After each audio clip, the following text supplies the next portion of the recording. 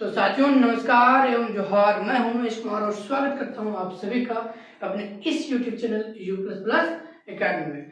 तो साथियों आज मैं बताने जा रहा हूं केमिकल प्रॉपर्टीज ऑफ अल्कोहल के बारे में। तो चलिए आगे बढ़ते हैं और आज भी फोकस करते हैं। आगे बढ़ने से पहले जानते हैं आपका हालचाल। तो कैसे हैं आप सब? बोले तो एकदम झकास। तो चलिए आगे बढ़ते हैं।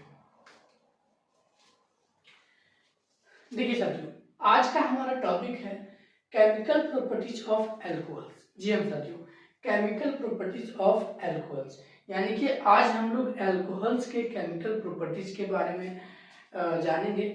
तो सबसे पहले तो मैं एक बात बता देना चाहूँगा कि देखिए जो अल्कोहल्स का केमिकल प्रॉपर्टीज है वो काफ़ी लंबा होने वाला है। तो इसको मैं एक वीडियो में नहीं 3 वीडियो में मैं कंप्लीट करूँगा। तो ये फर्स्ट वीडियो है, ठीक है। चलिए अब जानते हैं क्या क्या कहता है कि alcohols are versatile compounds, they behave both as nucleophile as well as electrophiles. अब देखिए क्या कहता है कि जो आपका अल्कोहल्स है वो वर्सेटाइल कंपाउंड्स होता है, ठीक है। अल्कोहल जो है वो क्या होते हैं, वर्सेटाइल कंपाउंड्स होते हैं। कहने का मतलब ये है कि ये जो है न्यूक्लियोफाइल्स और इलेक्ट्रोफाइल्स दोनों की तरह बिहेव करते हैं। अब सवाल ये आता है कि न्यूक्लियोफाइल्स क्या होता है और इलेक्ट्रोफाइल्स क्या होता है।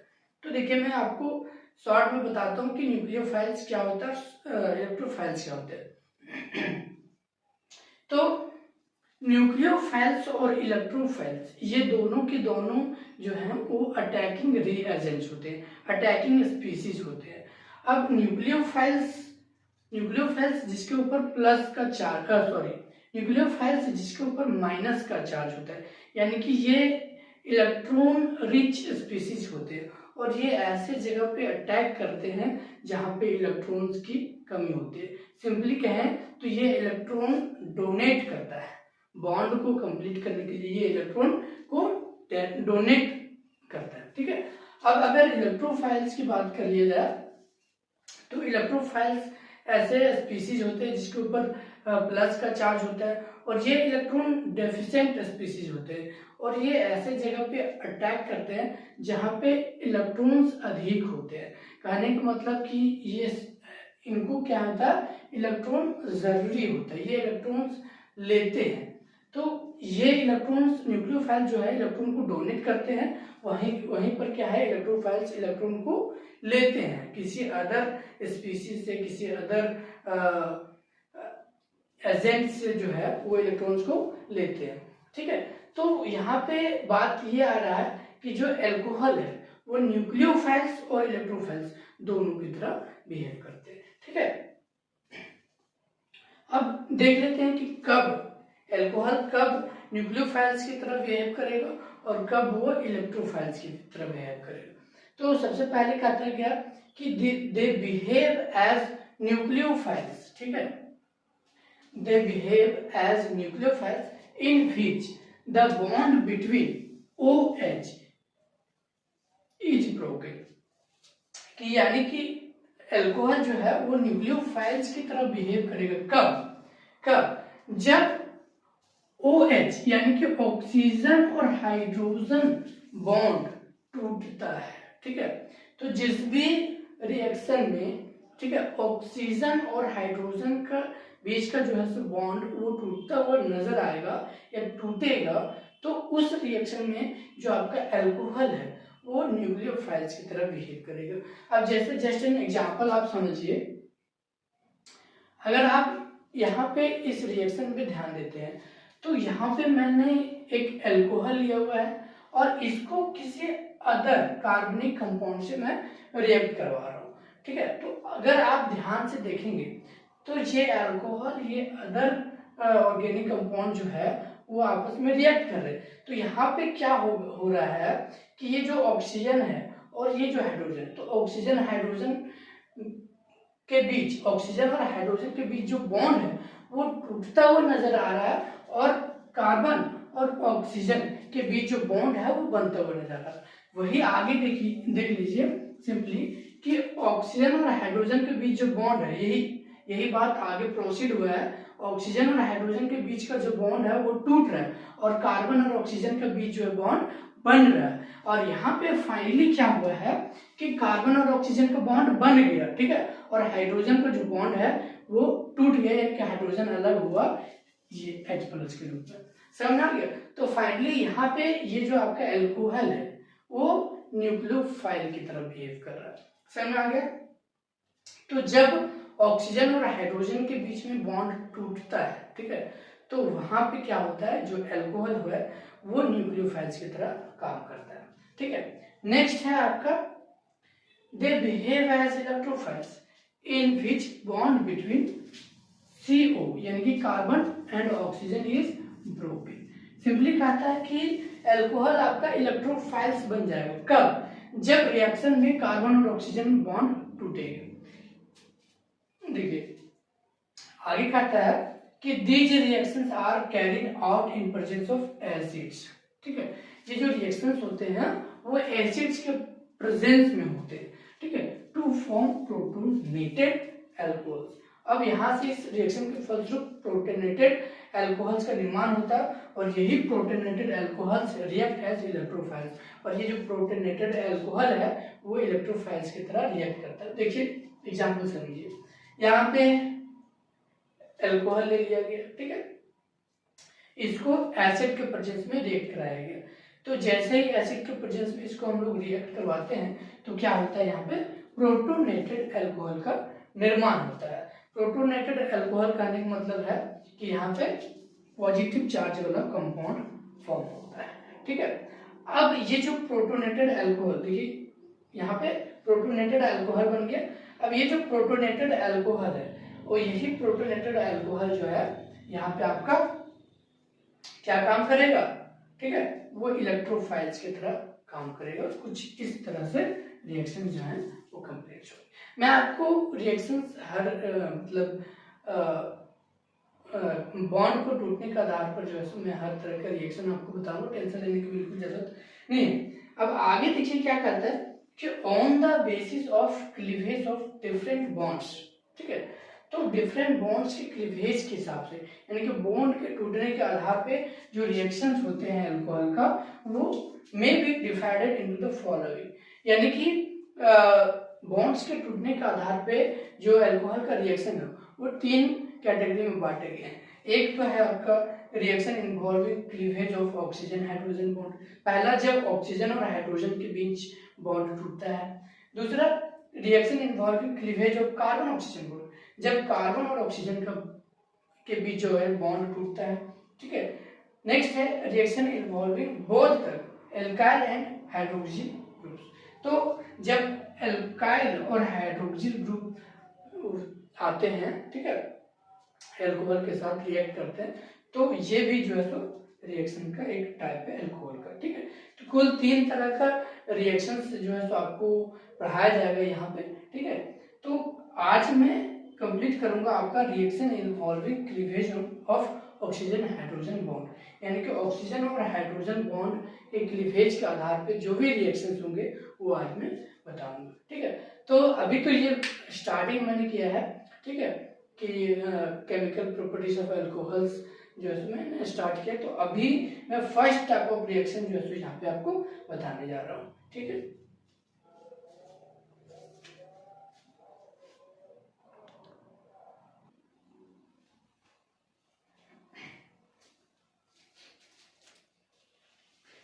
तो सबसे पहले हम लोग देखेंगे reaction involving the cleavage of OH bond, यानी कि ऑक्सीजन और हाइड्रोजन बॉन्ड के क्लीवेज के आधार पे जितने भी रिएक्शंस होते हैं उनको हम लोग देखेंगे।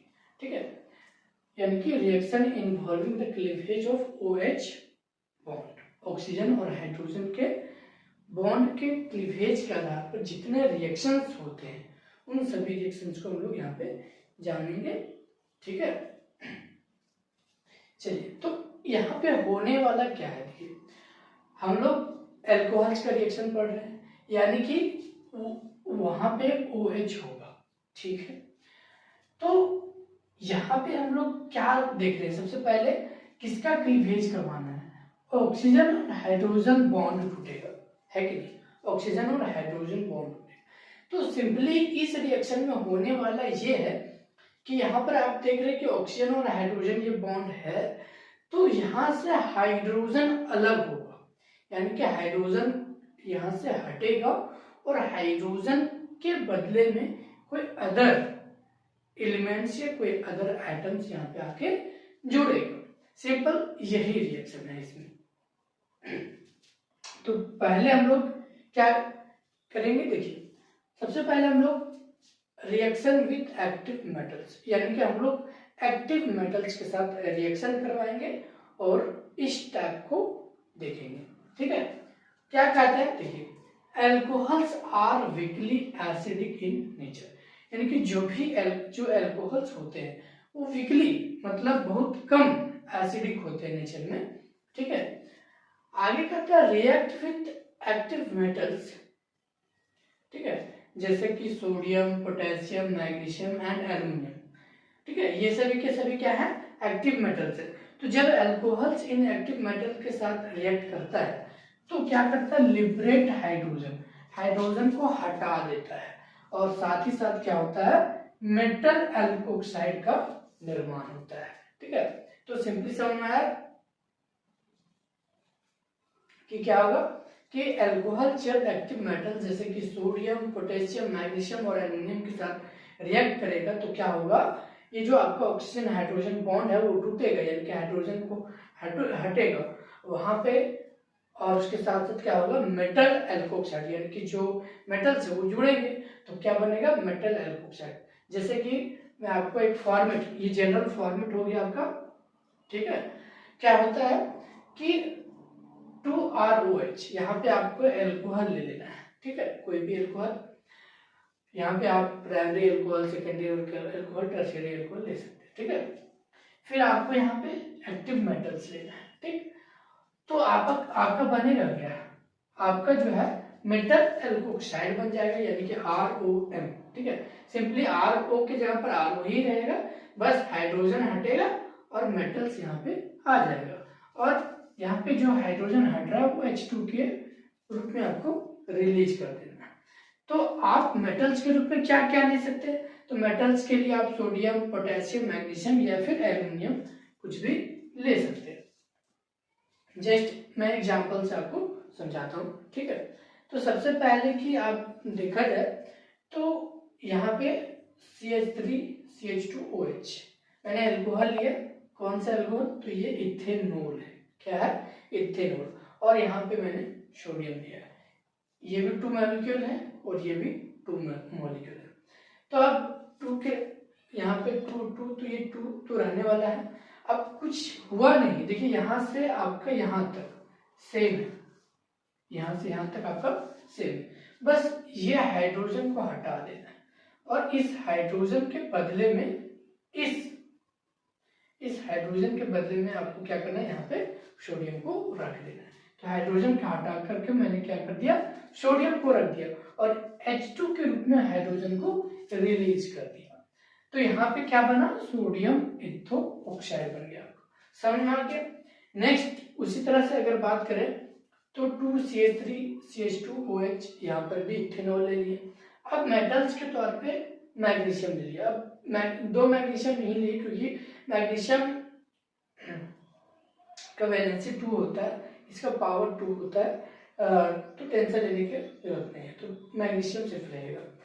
अब देखिए क्या होगा जब रिएक्शन होगा, तो सिंपली आपको पता है जैसे कि इसका इन लोगों की जो वैलेंसी होता है 1 के इक्वल होता है और इसका 2 होता है, तो आपका क्या होगा, सिंपली यहाँ से यहाँ तक का जो वैल्यू है, यहाँ से यहाँ तक वैल्यू सेम रहेगा, बस हाइड्रोजन को हटा के मैग्नीशियम जोड़ दिया, ठीक है, हाइड्रोजन को हटा के मैग्नीशियम जोड़ दिया। अब क्योंकि आप अगर देखोगे बेसिक सा कंसेप्ट, तो CH3 CH2 और यहाँ पे O और मैग्नीशियम, इसका वैलेंसी 1 होगी, इसका 2, तो यहाँ पे क्रॉस होके ये जो 2 है वो यहाँ पे आ जाएगा और 1 जो है वो लिखा नहीं जाता। तो सिंपली यहाँ पे आपको बन गया CH3CH2O का होल टू Mg, ठीक है, ये हो गया आपका मैग्नीशियम इथोक्साइड और H2 को रिलीज कर दिया गया। नेक्स्ट मैंने लिया है टर्शियरी ब्यूटाइल अल्कोहल, ठीक है, tertiary butyl alcohol. Reaction just वही होगा, सेम, यहाँ तक का प्रोसेस सेम है, यहाँ तक सेम, ठीक है, बस हाइड्रोजन हटाना है और यहाँ पे एल्युमिनियम जोड़ देना है। तो चूंकि यहाँ पे आपका जो है आप देखोगे तो क्या होगा, सिंपली आप इसको पूरे को x मान लो, ठीक है, और यहाँ पे एल्युमिनियम है तो इसकी क्षमता 1, सॉरी यहाँ पे क्या है, इसकी क्षमता 1 मान के चलिए और इसकी क्षमता 3 मान के चलिए, ठीक है। तो क्रॉस होके क्या होगा, ये जो है 3 यहाँ पे चल जाएगा और ये वहां पे 1 के रूप में।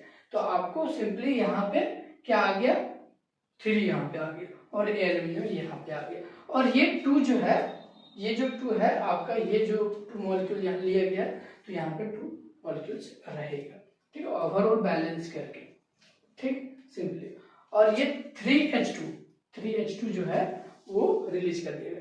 तो ओवरऑल बैलेंस कीजिएगा तो ये रिएक्शन आपका आ जाएगा। तो यहाँ पे आपका क्या बनेगा, सिंपली एल्युमिनियम टर्शियरी ब्यूटो ऑक्साइड बनेगा। समझ में आ गया। तो ये था पहला रिएक्शन विथ एक्टिव मेटल्स। आगे इसमें और भी रिएक्शन है, मैं उनको बता रहा हूँ।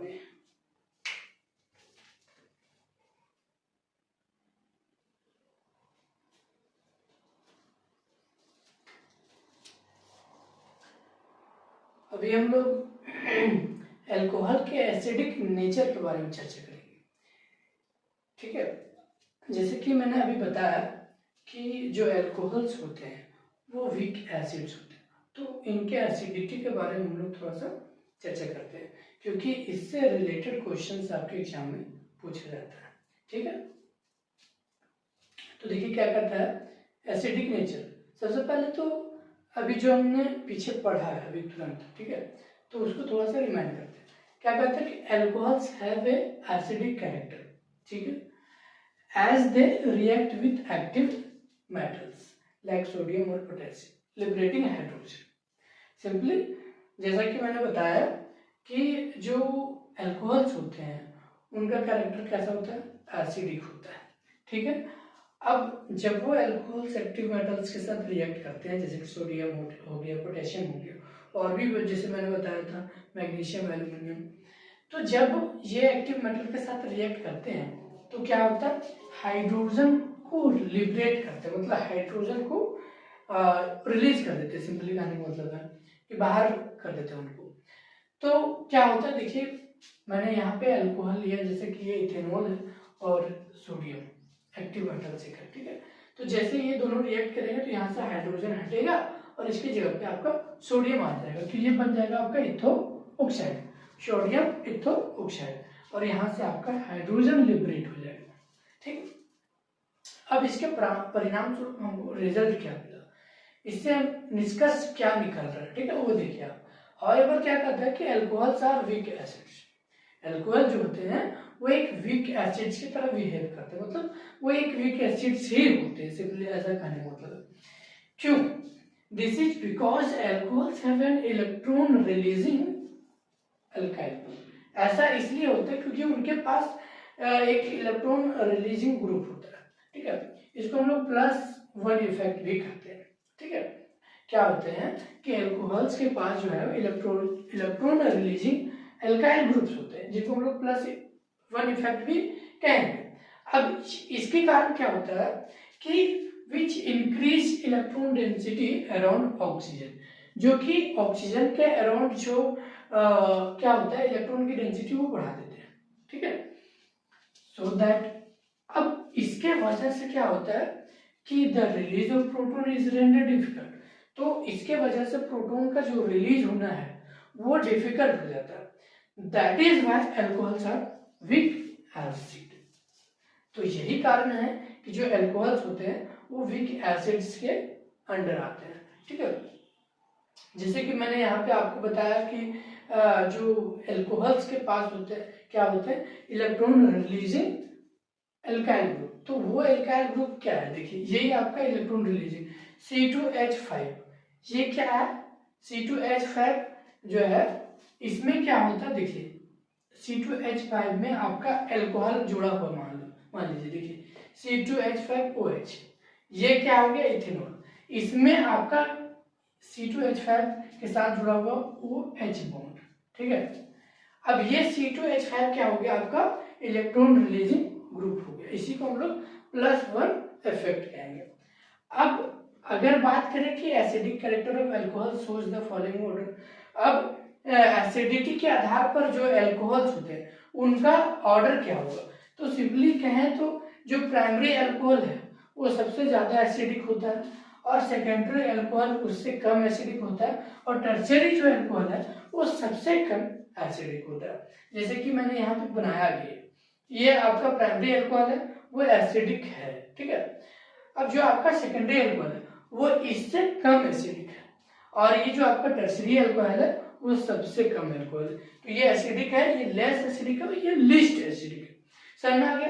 अब आगे मैं अभी एक क्वेश्चंस बताऊंगा जो कि आपके एग्जाम्स में अक्सर पूछे जाते हैं, ठीक है।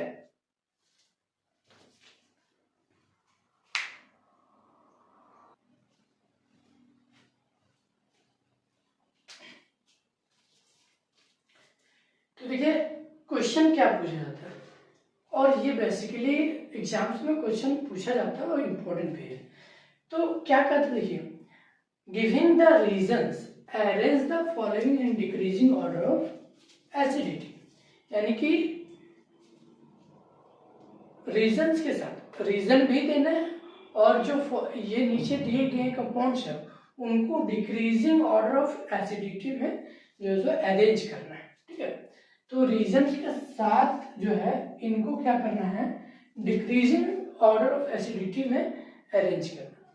तो सिंपली बनाया गया है कि the acidity decreases in the following, जैसे कि मैंने बताया पहले कि जो ऑर्डर ऑफ एसिडिटी है वो क्या होता है। तो सबसे पहले जो प्राइमरी एल्कोहल्स होते हैं वो सबसे ज्यादा एसिडिक होते हैं, फिर सेकेंडरी एल्कोहल होते हैं, और देन टर्शियरी एल्कोहल होते हैं। तो टर्शियरी एल्कोहल का जो एसिडिटी होता है वो सबसे कम होता है, तो उसी के आधार पे जो है उनको अरेंज करना है। तो यहाँ पे टर्शियरी ब्यूटाइल अल्कोहल है, इथाइल अल्कोहल है, मिथाइल अल्कोहल है, और आइसोप्रोपाइल अल्कोहल। तो सबसे पहले हम किसको रखेंगे, तो मिथाइल अल्कोहल को, ठीक है। और देन हम रखेंगे इथाइल अल्कोहल। देखिए मिथाइल अल्कोहल जो है वो आपका मोस्ट एसिडिक होगा, उसके बाद आपका होगा इथाइल अल्कोहल, वो लेस एसिडिक होगा, इसके तुलना में ये कम एसिडिक होगा, है कि नहीं। देखिए ये और ये दोनों आपके प्राइमरी अल्कोहल है, ये दोनों के दोनों प्राइमरी अल्कोहल है। अब चूंकि यहाँ पे आपकी कार्बन की संख्या भी कम है, ठीक है, और ये फर्स्ट नंबर पे आ रहा है, तो जैसे जैसे आप आगे बढ़ते जाएंगे, ठीक है, तो क्या होगा, एसिडिटी घटते जाएगा, ठीक है। तो सिंपली जब हम लोग प्राइमरी लेते जाएंगे, ठीक है, तो ये दोनों भी प्राइमरी अल्कोहल है, लेकिन फर्स्ट कौन आता है, फर्स्ट ये आता है, मिथाइल अल्कोहल आता है। तो जो मिथाइल अल्कोहल हो वो आपका क्या होगा, ज्यादा एसिडिक हो जाएगा। फिर जो आपका देन आपका इथाइल अल्कोहल हो जाएगा वो लेस एसिडिक होगा। अब आपका जो आइसोप्रोपाइल अल्कोहल है वो आपका सेकेंडरी अल्कोहल हो गया। तो प्राइमरी अल्कोहल के तुलना में जो सेकेंडरी अल्कोहल है वो क्या होता है, वो कम एसिडिक होता है। तो इसके बाद जो है वो भी क्या होगा, ये भी लेस एसिडिक होगा। तो ये मोस्ट एसिडिक, ये लेस एसिडिक, और ये स्टिल लेस एसिडिक होगा। और आपका ये जो टर्शियरी ब्यूटाइल अल्कोहल है वो क्या है, वो आपका टर्शियरी अल्कोहल है, और चूंकि टर्शियरी अल्कोहल सबसे कम एसिडिक होता है तो इसीलिए इसको हम लोग लास्ट में रखेंगे। तो ये क्या हो जाएगा आपका लिस्ट एसिडिक। तो इस तरीके से हम लोग जो है सो एसिडिटी के आधार पर हम लोग डिक्रीजिंग ऑर्डर में अरेंज कर सकते हैं। तो पहले हम लोग प्राइमरी वाले को रखेंगे, और प्राइमरी वाले में भी जो पहले आता है उसको हम लोग रखेंगे, फिर सेकेंडरी और देन टर्शियरी, ठीक है। तो यहाँ पे एक चीज और नोट करने की बात है कि it may be noted that ethyl group has greater 1+ effect compare two methyl group. यहाँ पर कहता है क्या कि जो इथाइल ग्रुप है उसके पास ग्रेटर 1+ इफेक्ट होता है, यानी कि जो इलेक्ट्रॉन लूजिंग डेंसिटी है वो इसके पास ज्यादा होता है कंपेयर टू किसके, मिथाइल ग्रुप का। ये नोट करने वाली बात है। तो यहाँ पे ये इंपॉर्टेंट क्वेश्चन था, तो ये इसको आपको जो है सो दिमाग में रखना, ध्यान में रखना है, ठीक है। चलिए अब नेक्स्ट टाइप ऑफ रिएक्शन में बताऊंगा।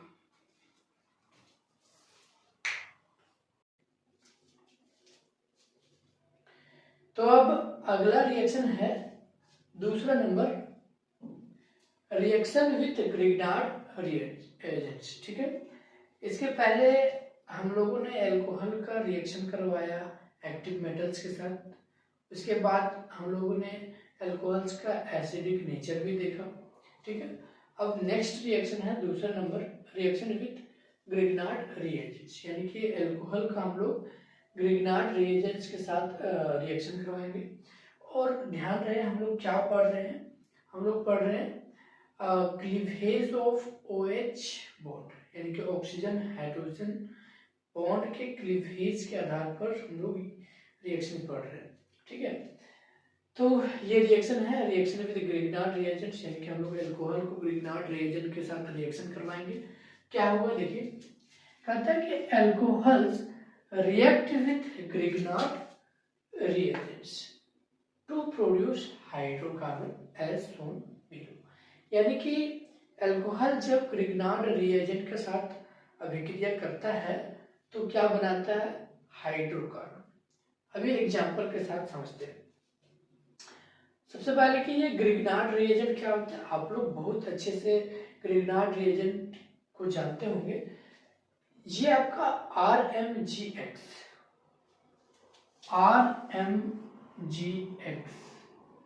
ग्रिग्नार्ड रिएजेंट का ये पहचान होता है, एल्काइल मैग्नीशियम हैलाइड, ये होता है आपका ग्रिग्नार्ड रिएजेंट। तो सबसे पहले यहाँ पे मैंने अल्कोहल लिया और यहाँ पर लिया है ग्रिग्नार्ड रिएजेंट RMGX, ठीक है।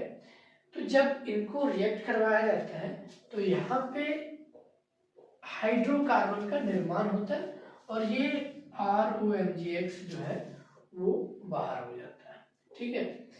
एग्जाम्पल से समझिए, जैसे कि कोई भी आप अल्कोहल ले लीजिए, जैसे मैंने यहाँ पर CH3OH मिथाइल अल्कोहल लिया, प्लस में C2H5 MgBr, यानी कि इथाइल मैग्नीशियम ब्रोमाइड, ये एक ग्रिग्नार्ड रिएजेंट, इसको लिए।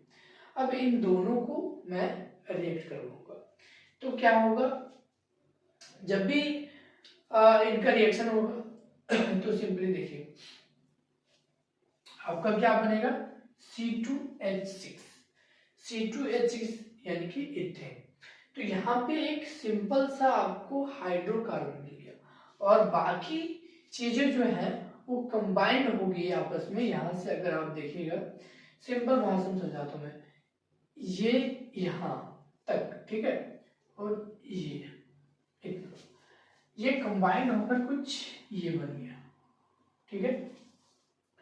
और यहाँ पे C2H5 और ये एक हाइड्रोजन, ठीक है, ये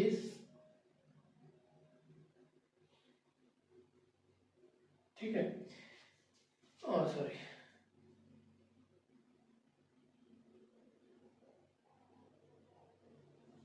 तो ये C2H5 और एक हाइड्रोजन मिलकर आपका क्या बना, C2H6, यानी कि इथेन बना। और बाकी ये जो CH3O है और MgBr, ये कुल मिला के बाहर हो गया। तो इस रिएक्शन के फलस्वरूप आपको क्या मिला, हाइड्रोकार्बन मिला। तो समझ में आ गया। चलिए नेक्स्ट रिएक्शन है तीसरा नंबर, थर्ड नंबर रिएक्शन, कहता है रिएक्शन विथ ऑर्गेनिक एसिड्स, यानी कि आप अल्कोहल को ऑर्गेनिक एसिड्स, सिंपल कहें तो कार्बोक्सिलिक एसिड के साथ हम लोग रिएक्शन करवाएंगे। तो alcohol react with organic acid to form esters, यानी कि जब अल्कोहल ऑर्गेनिक एसिड यानी कि कार्बोक्सिलिक एसिड के साथ रिएक्ट करता है तो ईस्टर का निर्माण करता है। क्या करता है, ईस्टर का निर्माण करता है। अब देखिए यहाँ पर मैंने RCOOH यानी कि एक ऑर्गेनिक एसिड ले लिया और यहाँ पे अल्कोहल, देखिए उल्टा लिखा मैंने, ROH, ये अल्कोहल लिया। अब इसको मैं रिएक्ट करवाऊंगा in the presence of concentrated H2SO4, और ध्यान दीजिए कि ये एक रिवर्सिबल रिएक्शन होता है। तो जैसे ही इनका रिएक्शन होगा तो यहाँ पे आपको ईस्टर मिल जाएगा और H2O बाहर हो जाएगा। जस्ट एग्जाम्पल के साथ समझ लीजिए, जैसे कि आप कोई भी कार्बोक्सिलिक अम्ल ले लीजिए, ठीक है। तो मैंने यहाँ पे CH3COOH एसिटिक एसिड ले लिया, प्लस में यहाँ पे C2H5OH इथेनॉल को ले लिया। इनको रिएक्ट करवाता हूँ मैं H+ यानी कि एसिड के प्रेजेंस से, ठीक है। तो जैसे ही इनका रिएक्शन होता है तो आपका देखिए यहाँ से यहाँ तक, ठीक है, चल जाइए, और फिर यहाँ से यहाँ तक ये दोनों कंबाइंड होकर क्या बन जाता है, इथाइल एसीटेट यानी कि ईस्टर का निर्माण हो गया। अब ये OH और H कंबाइंड होकर H2O बन जाता है, ठीक है। तो कुछ इस प्रकार से जो है वो रिएक्शन यहाँ पे कंप्लीट हुआ। समझ में आ गया आपको? चलिए एक और लास्ट इस टाइप ऑफ रिएक्शन में जो है क्लीवेज ऑफ OH बॉन्ड के बेसिस पे एक और रिएक्शन बचा हुआ लास्ट, वो मैं आपको बताता हूँ, ठीक है।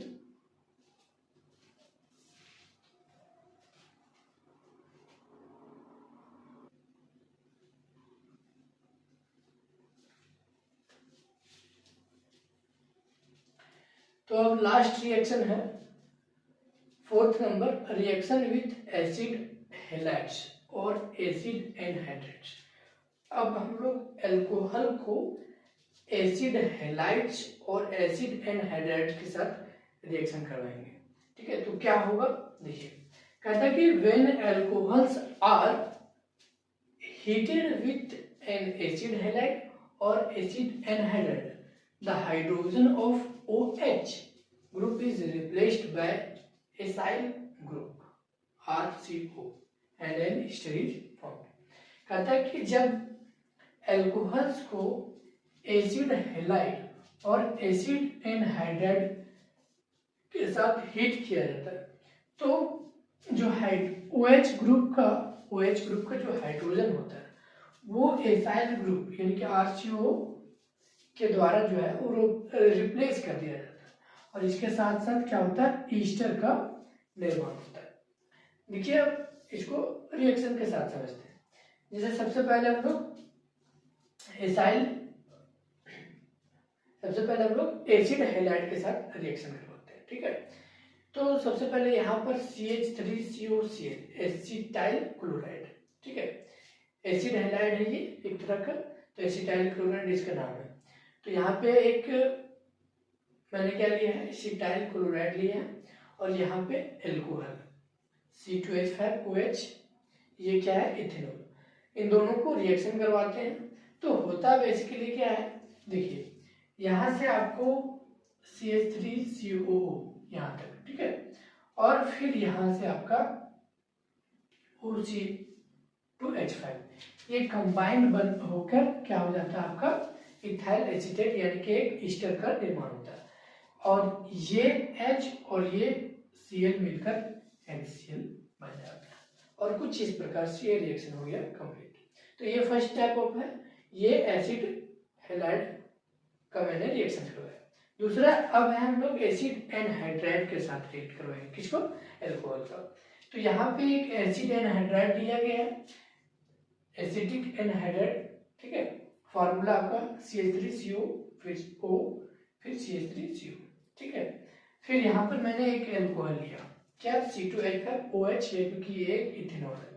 जब इनका रिएक्शन होगा तो क्या होगा, देखिए बहुत आसान है, सिंपली CH3CO यहाँ तक आप ले लीजिए, CH3COO CH3COO, और यहाँ से आपका क्या होगा, C2H5 आ जाएगा, तो यहाँ पे C2H5, तो यहाँ पे CH3COO और यहाँ पे C2H5, ये दोनों कंबाइंड होके आपका इथाइल एसीटेट यानी कि एक ईस्टर का निर्माण हो जाएगा।